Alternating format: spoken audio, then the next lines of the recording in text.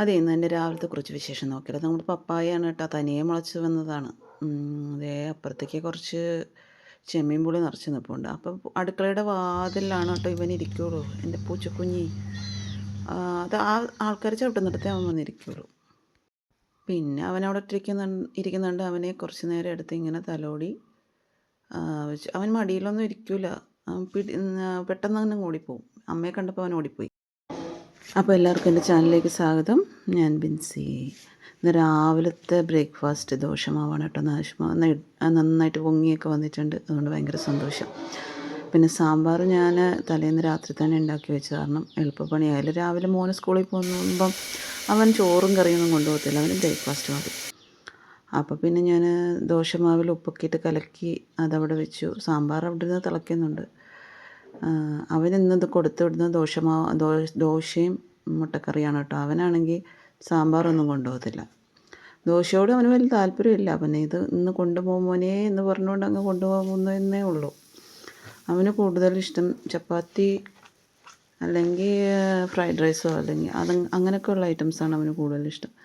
ദോശ, ഇഡ്ഡലി ഇതിനോടൊന്നും വലിയ താല്പര്യമില്ല. പക്ഷേ എനിക്കിന്ന് വേറെ സമയമൊന്നും ഇല്ലാത്തതുകൊണ്ട് ഞാൻ പറഞ്ഞു, നീ ഇന്ന് ദോശ കൊണ്ടുപോയാൽ മതി എന്ന് പറഞ്ഞു.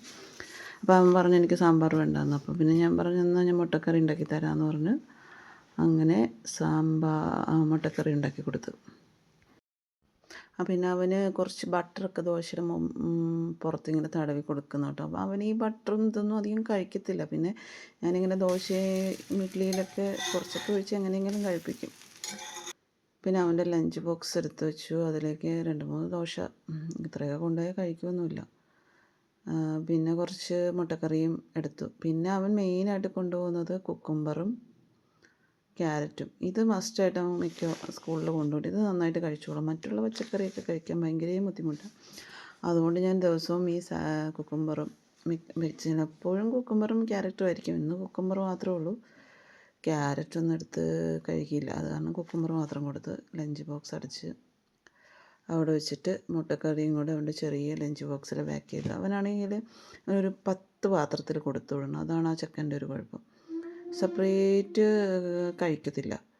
നമ്മൾ ആ പാത്രത്തിലെങ്ങാനും കറി ഒഴിച്ചു കൊടുത്താൽ പറയുമോ എനിക്ക് വേണ്ട. എന്നിട്ട് ഉച്ചയാകുമ്പോൾ ഭയങ്കര സ്മെല്ല് വരും. അതുകൊണ്ട് എനിക്ക് വേറെ പാത്രത്തിൽ വേണം. ഒരു 3-4-5 ലഞ്ച് ബോക്സ് കാണും. എൻ്റെ ചെറിയ ചെറിയ പാത്രങ്ങൾ ഞാൻ മേടിച്ച് വെച്ചിട്ടുണ്ട്.